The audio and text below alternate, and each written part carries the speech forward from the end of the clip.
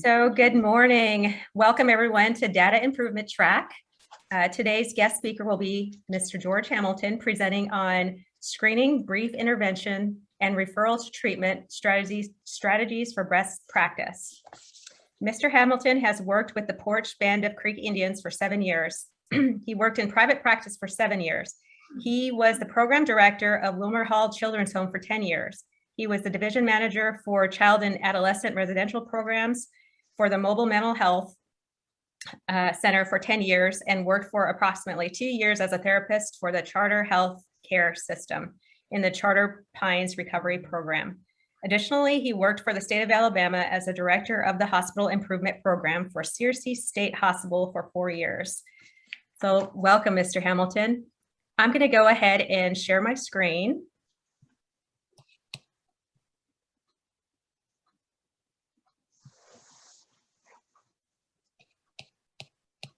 All right, can you see that? Yes. Okay.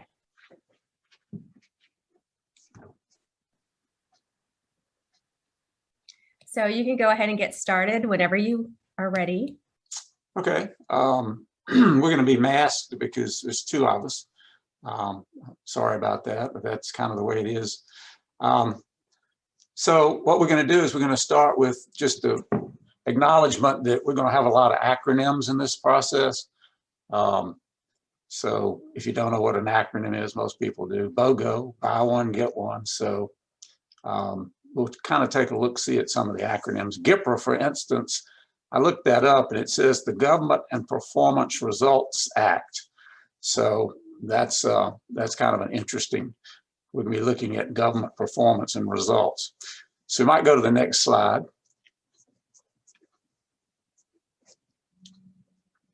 These would be our objectives in developing a plan that best suits the patients that are struggling with alcohol and drug abuse, discussing approaches to document SBIRT, and we're going to be discussing the CAGE and the CRAFT, which are screening instruments that cover the ages 9 to 75. SBIRT itself is, of course, an acronym for screening, BI for brief intervention, and RT for referral to treatment. It's an evidence-based approach.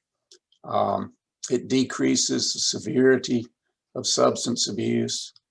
We're going to be talking about SBIRT, the process of SBIRT as a prevention and early intervention. And we're doing that because there's no point in waiting until there's a disaster or some crisis when it comes to substance abuse. We would like to get in there early and do what we can do. So why don't we see more emphasis and focus on SBIRT? And I think probably it's because if I had to think like a staff member, it would be, I don't have enough time. I can't get done with everything that I've got to get done. I'm not an expert in this, so they might ask a question I can't answer, and I don't want to antagonize my patients. So that would be a good reason for the lack of some of the SBIRT enthusiasm. But the research says otherwise. The research says that people trust their healthcare professionals. I should say they're trusted healthcare professionals, not that would be, you would have to develop some sort of relationship with them, I guess. But one of the interesting points was 96% of patients would agree with this statement. If my drinking is affecting my health, then my doctor should advise me to cut down on my alcohol. So people are open, but they want to hear it from a trusted professional. So the SBIRT process then is designed to provide information and assistance to meet patients' needs at whatever level they're at. And the level and basically what you're looking for is brief intervention and referral to treatment. So the key to making an SBIRT process work is to use what's called motivational interviewing. The skills set in, I'm sorry, you go to the next slide. And I'm sorry, go to the next one on that too. I think No, yes, motivational interviewing. Thank you. Motivational interviewing is going to be using skills where you're gathering information and identifying patients at their most likely level of use and abuse. So you don't know that until you get that information. So motivational interviewing is a necessary skill for the whole idea of brief negotiating interviews. So we're going to discuss this a little bit later in greater depth, but if you're familiar with motivational interviewing, great. If you're not, we'll talk a little bit about it. So might go to the next slide. How is this information used by IHS? Well, IHS has a process in which they take the patients in primary care that are screened in primary care with risky or harmful substance use, and that this does not include those who have refused to be discuss it or just educational material. And they put that over the denominator, which is the number of people who are screened positive or risky. And again, that doesn't include the refusals or those that don't just get educational material. And they come up with a percentage, and the ratio of that is the patients screened to those who are screened positive. And that's going to be what's used in what information you see as a GIPRA measure.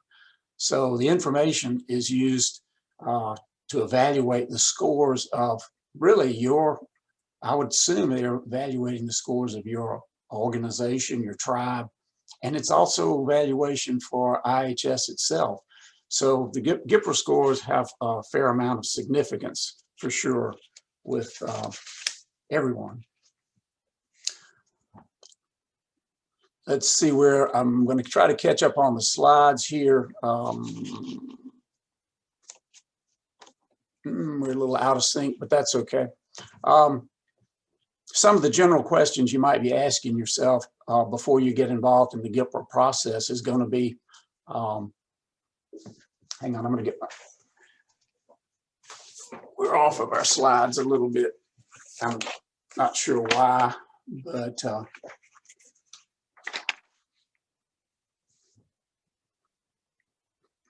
anyway, we're going to just pick up where we are. The GIPRA measures are only as good as the information you as a provider can get and obtain from the patient. So it brings to mind that you really have to take your time. Otherwise, what you're getting as a provider is going to be something more like garbage in, garbage out. And so you need to ask yourself, what do I think I need to become more comfortable with the SBIRT process? And in my mind, as a clinician, this is really important, because the higher your level of comfort that you're presenting to the patient when you're talking to them, the more accurate and the more information you're going to be able to gather. Okay, that's why it's important. If you go to slide 6, I believe we'll be at 6. And okay, we're on motivational interviewing. So the topic of motivational interviewing is what we're on now. And so what is it? It's a way in which you try to focus your thinking, your talking, your interacting with your patient, the person that's in front of you. First off, let me add this. This is not a presentation on motivational interviewing, but it's an integral part of the SBIRT process. I would refer you for a detailed information to the internet. There's a lot of good presentations out there about motivational interviewing. So avail yourself of those services. Once you screen a patient, though, they're going to fall into one of 3 categories. And they're going to be either low risk, high risk use, or severe use. So at this point, you as a provider are going to ask some additional questions to clarify and kind of try to get the assessment completed. So it's part of your intervention. And you're going to ask, well, how do you present yourself? And that's a critical question for the rest of your assessment and intervention. the motivational interviewing style of interacting with patients is focused on eliciting the language of change. Now, the language of change is that which is expressed by the patient themselves, okay? This is not you trying to change them. It's them giving you information about why they would like to change.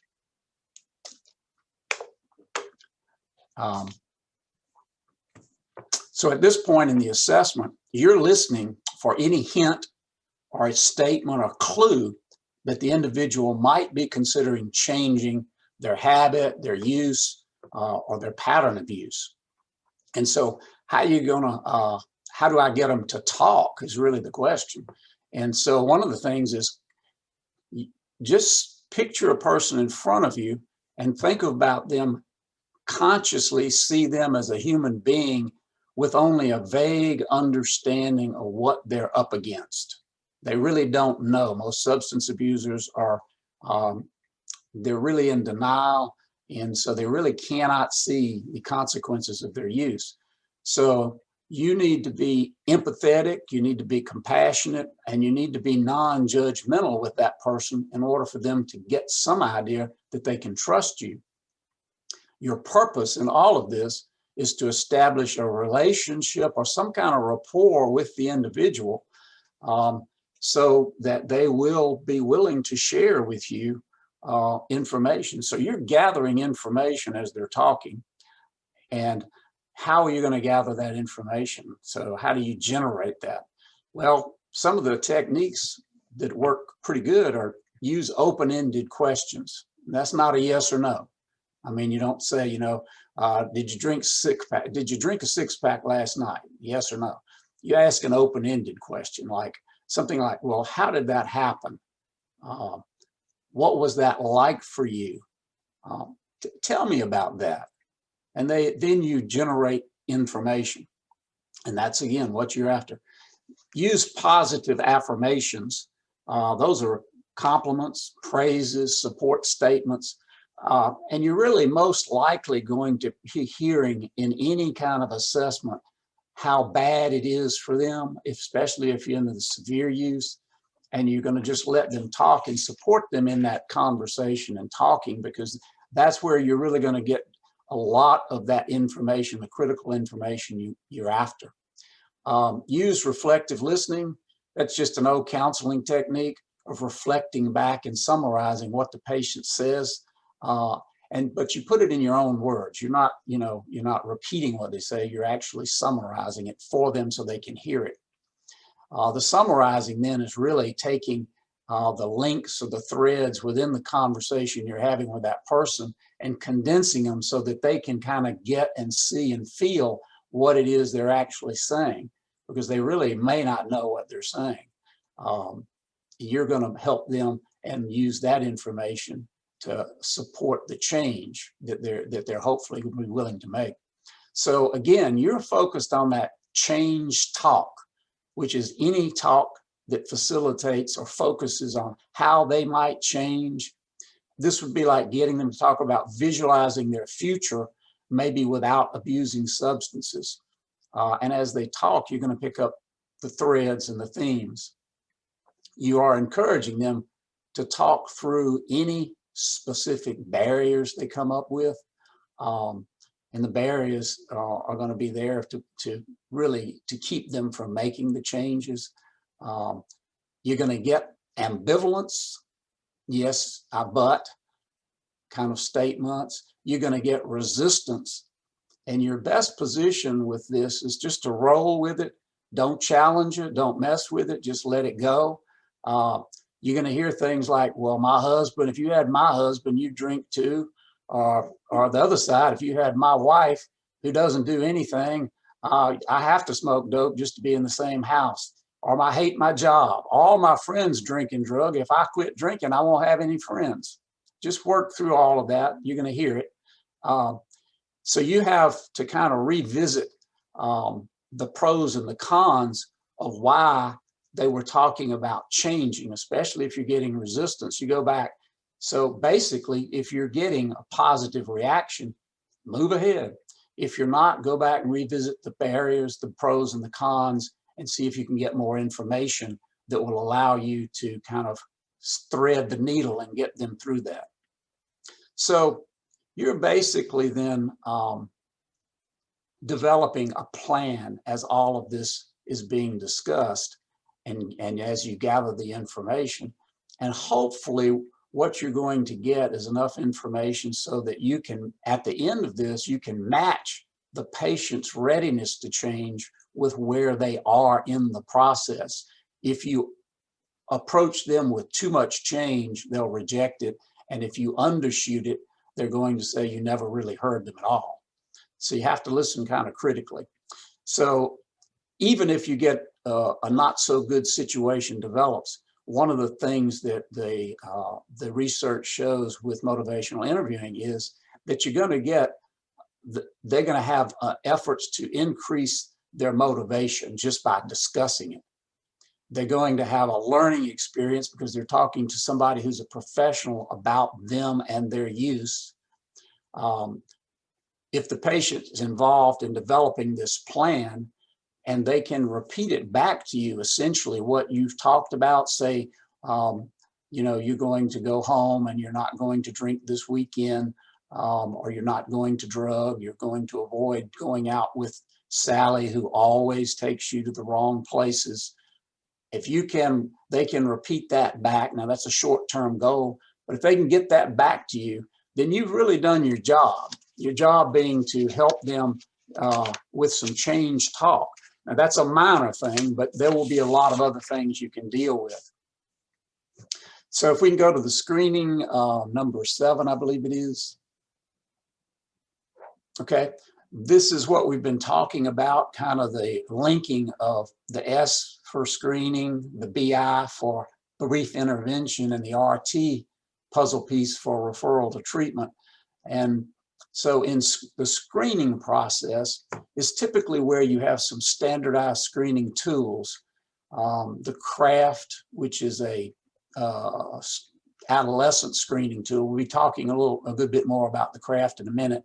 There's the audit, the DAST, the CAGE. All of these are screening instruments. Each of them has, you know, desirable things that you can use about each one of them.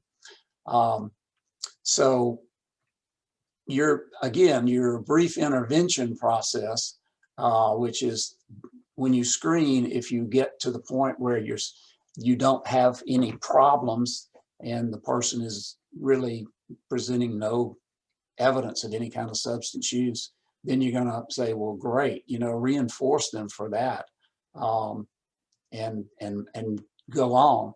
If you get someone who's maybe got some problem drinking or problem drugging, then you're going to be doing a joint intervention. And this is where the motivational interviewing comes in, because you're going to try to jointly develop a plan of action. And that's, again, you can't just throw something on them. They don't have to do anything. You know, what you're trying to do is entice them to actually see the need to do something. At the level of referral to treatment, you're going to have to know probably someone in your organization that can give you the options, because referral to treatment really goes between brief intervention and referral to treatment. And these are some of your spectrums for referrals. You could talk to them about maybe being in maybe an AA or an NA group. If you do that, you probably want to have a telephone number to give them. You could talk about individual counseling, finding a counselor, or maybe you can refer them to someone in your organization. And does that individual counselor have any expertise in what they're offering, which is substance abuse treatment and counseling? There's the IOP, intensive outpatient. Where are these programs and how long are they? There's short-term residential. You're probably going to be talking maybe some sort of detox with some sort of follow-along, maybe 2 weeks. Long-term residential, probably again detox, lengthy treatment, and maybe even a halfway house stay. There are other ways of making referrals. And then the last and probably the most troublesome is insurance. Somebody's going to have to check out their insurance and their copay and all of that. So you're probably going to need somebody in your organization that's an expert in that, or has some, time in that can help you with it. And we're here at this point now, you're looking at the screening process. And this again is just a short version of what we just talked about. The screening is, the testing. If you get a no, person's good to go, but positively reinforce them. And let me make a point here. It's a critical point in my mind. Adolescents are under such pressure to use that when somebody says to them, I'm really proud of you. I see a lot of young people that cave into using. You're keeping to your own standards. They really need to hear that, because they're not getting it out there in adolescent land. So they're not, refusing to go along with your friends is kind of like the kiss of death for a lot of adolescents, and they need that reinforcement. If in the process of screening, you go to the yes, you're going to have the high risk and the severe risk use. And we've covered that to some extent. And on the high risk, you're going to go to brief intervention, and the severe, you're going to be talking about referral for treatment. And it's worth, I think, remembering that in each of these, whether you're dealing with high risk or severe, you've got to find something that's workable and acceptable for that person, something that they will accept. They're not obligated to do anything. You're trying to offer them a logical solution to something that they have a vague understanding of in many instances, and they're really not motivated, or they have an acute awareness of it and they're terrified of having to do it. So you need to kind of know where you are with that person. So if you're coming up on somebody with severe that's got a substance use disorder, well, then you're going to have to get a specialist, and that would be a referral for, say, a clinical intervention of the first order, and somebody there that can give treatment recommendations. If we can go to the next slide, please. All right, we talked a little bit about some of the screening instruments. This is the CAGE. It's administered both by interview or self-report, meaning you can give it in your paperwork and they can fill it out. So that has some, convenience about it. The target population for the CAGE is 18 to 49 years old. So this is not to be used with adolescents. It's used with adults. The format of the CAGE is really, it's 4 questions there with a yes or no. It's bifurcated answers. And the CAGE is not used to diagnose. It's only used as an indicator that there might be a problem for the person. Scoring, at the bottom down there in the little brown area, it says a total of 0 or 1 suggests low risk. That's been revised. It actually is any score is an indicator of possible substance use disorder and a need for further testing. So it's a more sensitive measure. The CAGE aid, which is the CAGE, which was originally developed for alcohol use, they adapted it to substance use to is basically just asking the same questions with drugs included.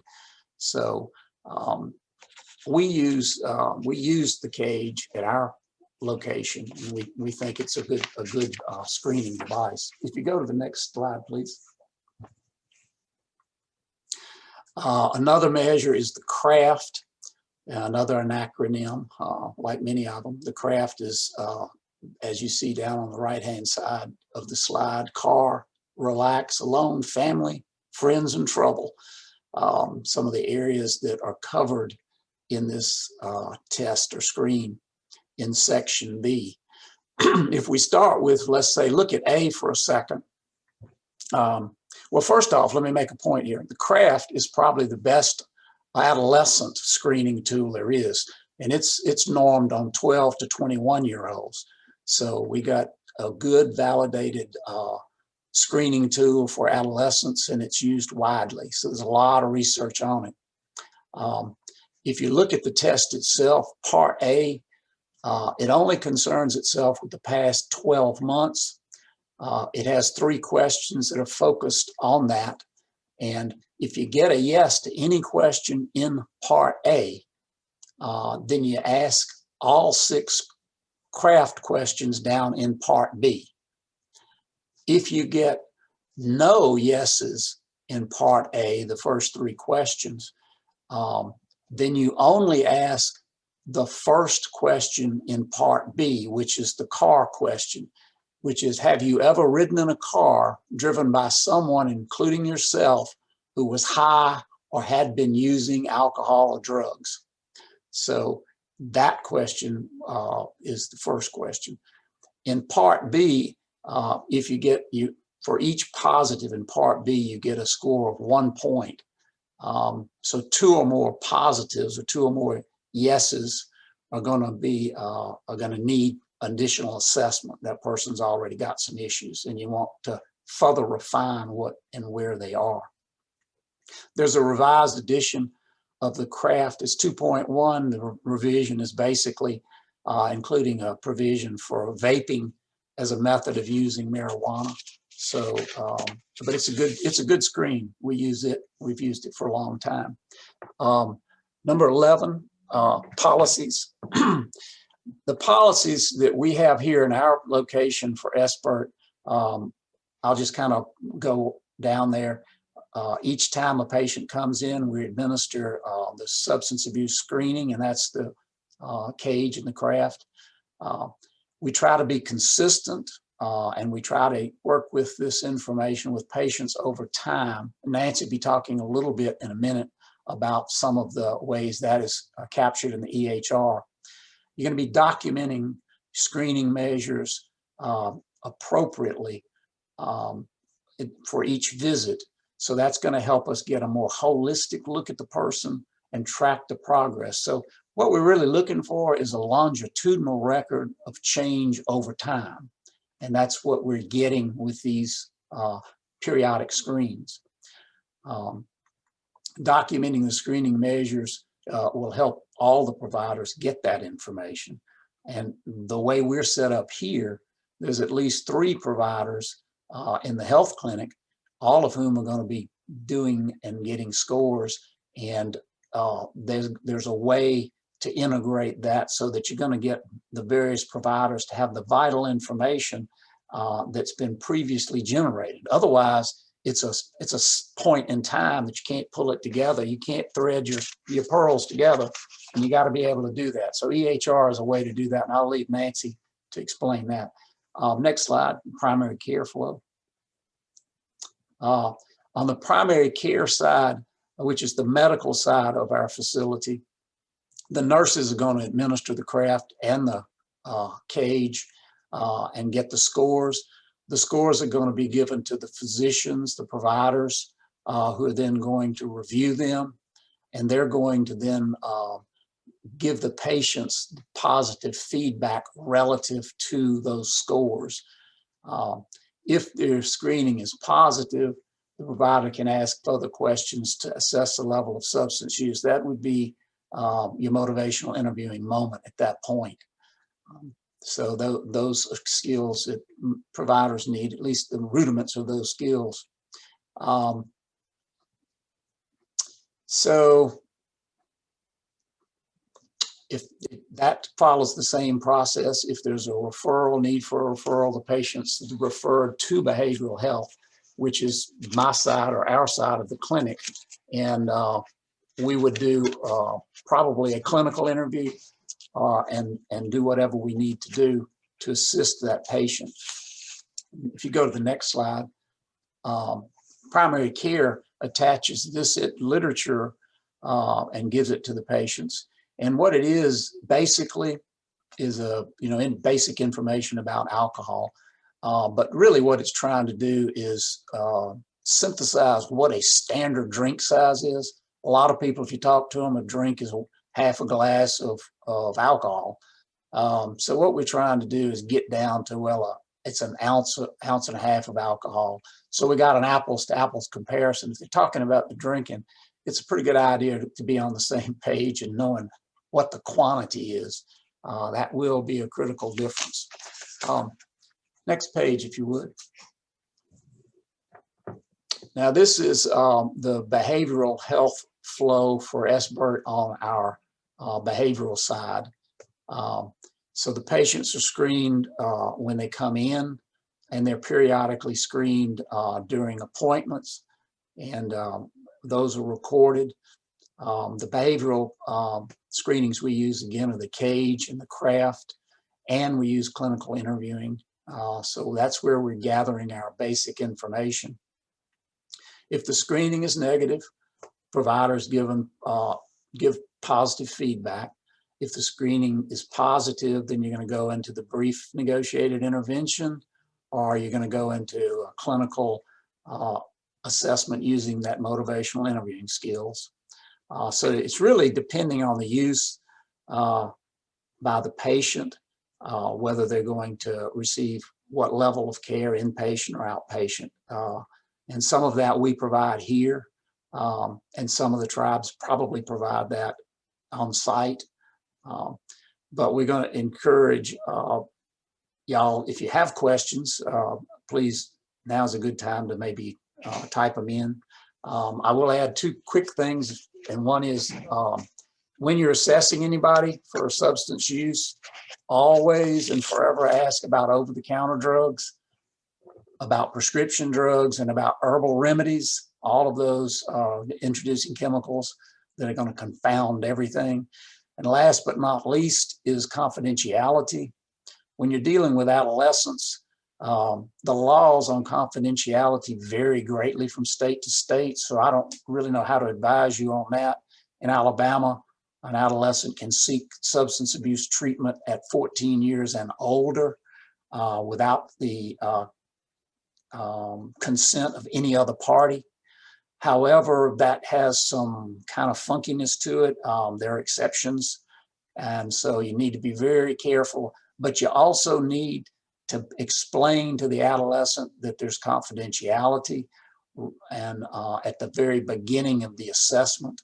Now, ideally, this doesn't happen that often, but ideally, your adolescent and the parents would come in at the same time, and you could explain the confidentiality at that point to both parties, meaning basically the cut line would be, I need to have some information with your child that we're going to work on, and then we'll give you information that feels like you need to know it, certainly if it involves any threat or harm to the child.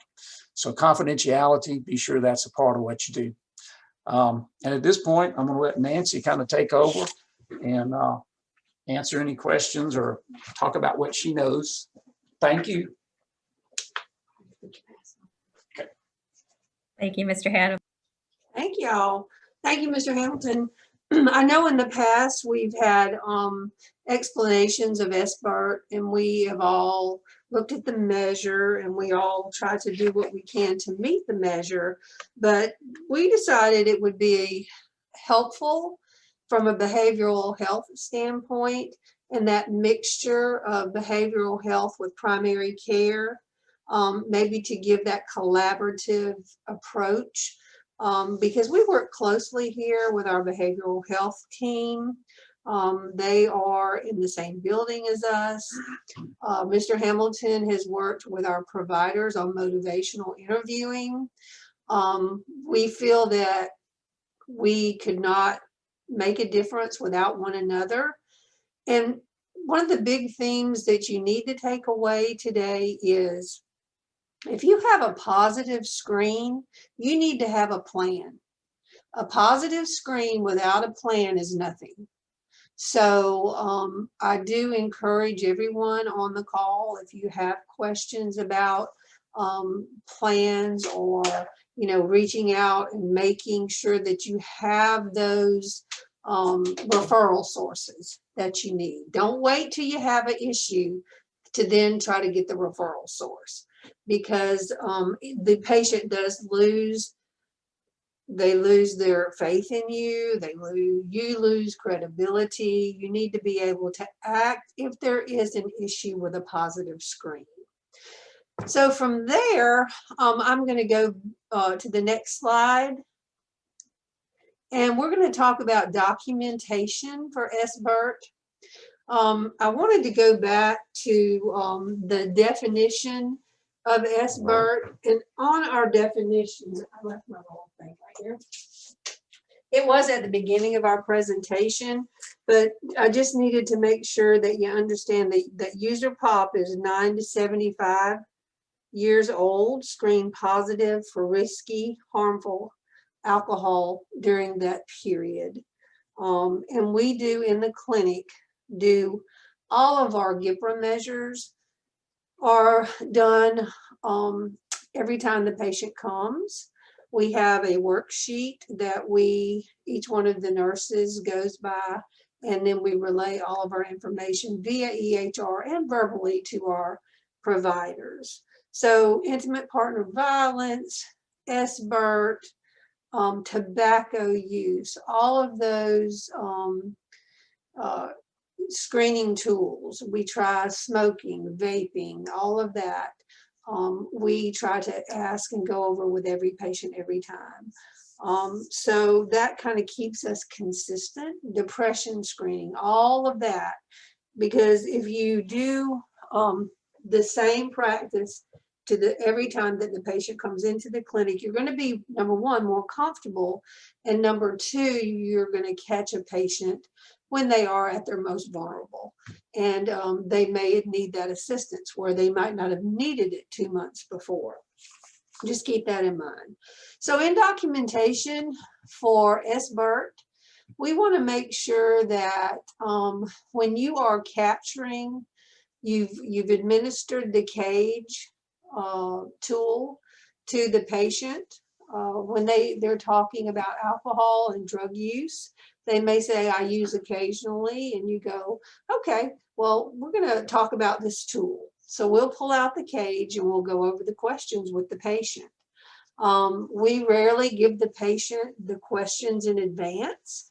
We, as the nurse, usually go through the questions with the patient because we have some of our patients that have issues with literacy. So it's best that we go ahead and go through it with them.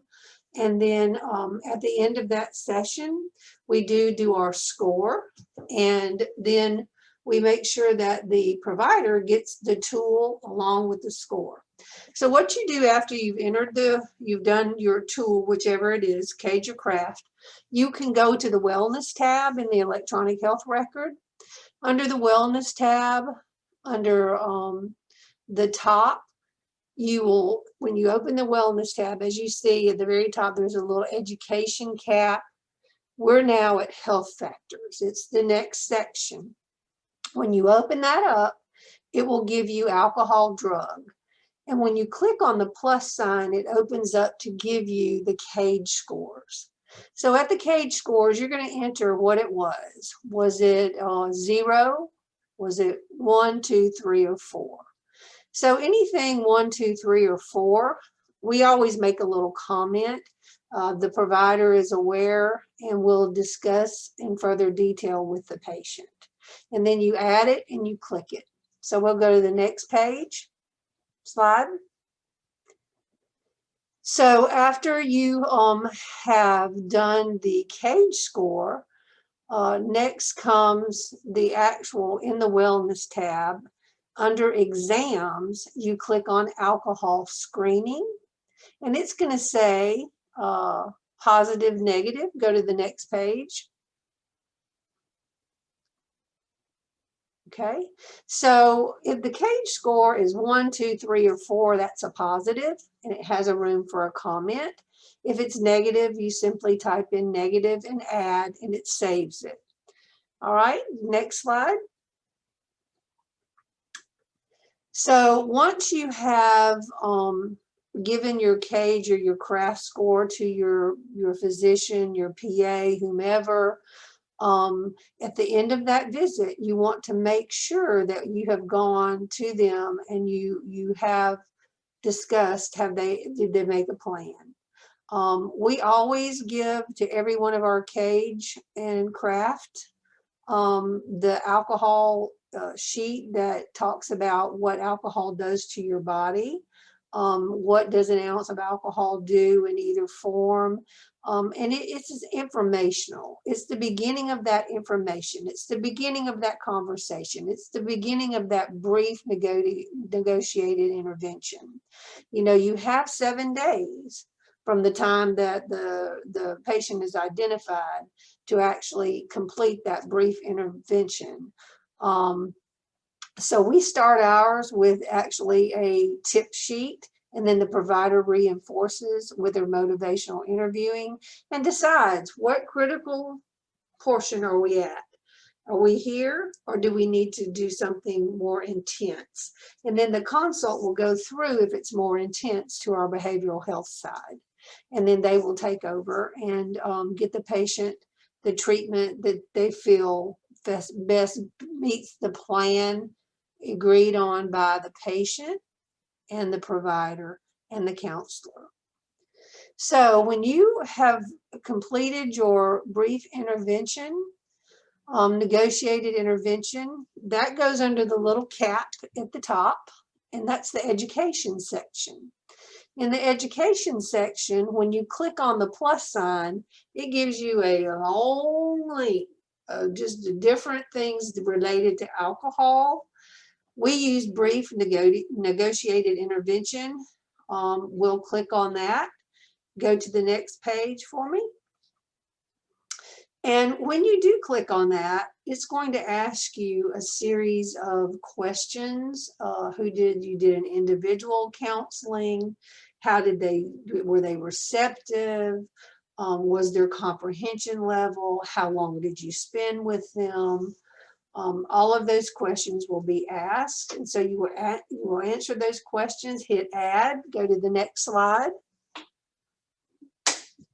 And so once you have done the education portion at the top of the wellness tab, that will complete your brief negotiated intervention.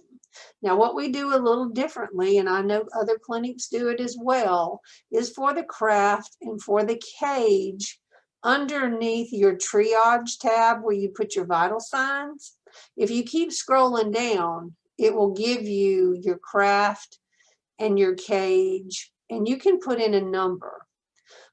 So if you will go to the next slide, our behavioral health side, as well as our primary care side, we record these numbers and our depression screening numbers.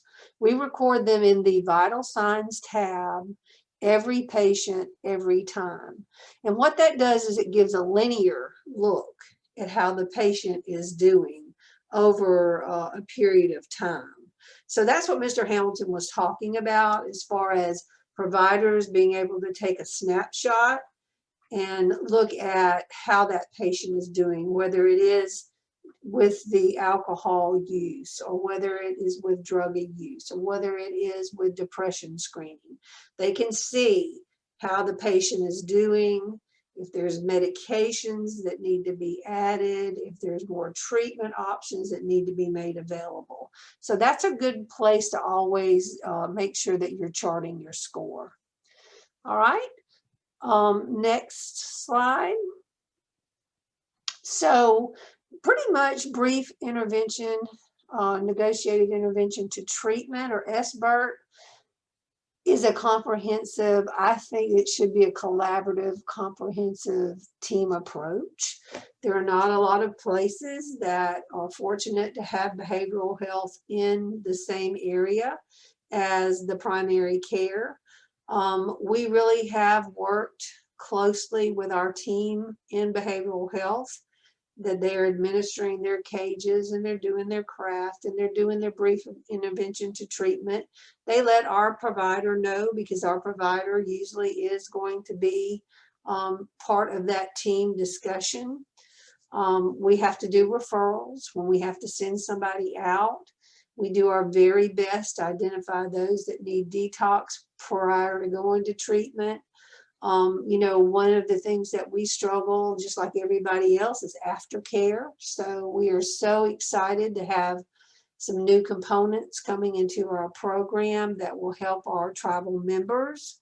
You know, SBIRT needs to be done on every patient every time. That's just what it needs. That's how it needs to happen. That's how you can capture the people. And so it's a workflow issue that best happens if your providers, your nurses, your behavioral health staff all are on the same page, and that we're all working for the same goal, and that's to give the best help to our patients. And we need to do our screens. We need to make sure we're capturing people early if we can, so that we can turn situations around. I'm trying to think back over Mr. Hamilton's presentation. I appreciate having a different perspective from just somebody talking about the meaning of SBIRT and how you need to document SBIRT. So I was just so excited that they decided to help us out on this one. And I hope that it's helped those out there that will be listening to this presentation, because Mr. Hamilton is just a wealth of information. And I think he does bring a unique perspective for us on the nursing side, as well as the providers, on how to get the most out of a patient during a motivational interview. Do we have any questions out there for Mr. Hamilton or myself? You don't have to. Oh, go ahead. Sorry. I'm sorry. Yeah, so I work for a tribe. I'm an LVN, but I was hired on the grant for underage drinking. And so I've got 3 other co-workers that we all work part of a grants prevention with opioid response and alcohol. And we came up, one team member, she does adults. And so she had the SBIRT and I had the craft, but I wanted to add craft in, you know, for the nicotine portion. And we discussed this with the provider and nurses up front, because we don't actually do direct patient care. And my thing is, we gave it to them, and they, if I'm not mistaken, they said that the SBIRT or the craft or craft in isn't in the EHR. Do you know for that fact, is EHR, does it have a standard that's in there, or is it something that they're going to have to purchase as an add-on? If you use the electronic health record, the RPMS from Indian Health, Craft and Cage are part of that. It allows you to put a score. It may not have the exact tool, but it allows you to score them. So you will, you know, have to use a paper copy, and that's going to be what your patient will fill out. But the actual score, the electronic health record in Indian Health, RPMS, will allow you to place a score under alcohol, and it will allow you to do a linear score under the vital signs tab. That's where, when these things are picked up for GIPRA, they're picked up from the education tab. That's where it goes behind the scenes and grabs the information. It's picked up, that's your main source. So you've got to do the education for the brief intervention. You've got to give an alcohol score. If it sees a positive, it's going to be looking for a score. And then it's going to be looking for a brief intervention. You can chart manually all day long and nothing ever will be captured for GIPRA. You have to hit the points in the electronic health record in the wellness tab to be able to get the information that will be able to be retrieved from your place. But yes, you do have a mechanism to place a score in these systems. Christina, did you have any more to add to that? Right. Brian? Do you, I mean, that's how it works for us. So I'm not quite sure, Frank, if y'all use Indian Health's electronic health record, but if you do, I'll be glad to, there's information at the end of this presentation how you can get in touch with one of our behavioral health people. Or you can get in touch with me at the Porch Band of Creek Indians, and I'll be happy to walk through processes with you. We can do a Zoom. I can pull up the EHR, and we can actually walk through that. If you'll just look at the Kim Snow as our behavioral health coordinator, shoot her an email, and I'll be happy to do a Zoom and walk you through what we see on our side. Christine did say in the comments that it can be added to your EHR. Contact Robin Bartlett to get it added. And she said just the score as necessary. So it Her audio is not working. Yeah, so it could be as simple as that wherever y'all are, they have not turned on that score for you. I have them turned on for my site. So it could be that you reach out to Robin, like she said, Robin Bartlett at IHS, or you can reach out to one of us and we'll get you in touch with the right people. Because sometimes things are not turned on if they're not used. So I believe that's what she's talking about. That sounds good. Thank you. Because yeah, we were trying to get something started with them. There's only like 3 of them up there. It's a very small clinic. And I did get some scores back from Imani Ransby, that's the epidemiologist for through USET where I'm at. And there was like zeros from my fields. And I'm like wondering, okay, where's this, how's she collecting it? And it did state in there, the RPMS. And I'm like, okay, now this makes sense how this is happening, what's not being captured. We've identified the problem. Myself and another nurse, we came on under 2 different grants, and we identified the problem, and we've already got resources available with letters of agreement through a place called ADAC, Alcohol, Drug, and Substance Abuse Center in Lufkin, which is for East Texas. So we do have something in place there, and we've already had other places to reach out to us that's further west of us, closer to Austin, to help us as well. So we're getting things in place. It's just taking a while to get things to start getting them all plugged into the areas they need to be. Well, you're in the right direction, Frank. Just do that. Reach out to Robin Bartlett, or you can reach out to one of us. I can't turn anything on for you. So that Robin is going to be your contact person, Robin Bartlett at IHS. Because what's happening is you're doing the work, but you're not capturing the work under the wellness tab. That's where it all gets sucked out and sent to IHS. So that part right there is not being done, and that's why your scores are reflecting the way they are. So once you get those portions turned on, it's a matter of learning the clicks, and then you'll get the credit for the work you're doing.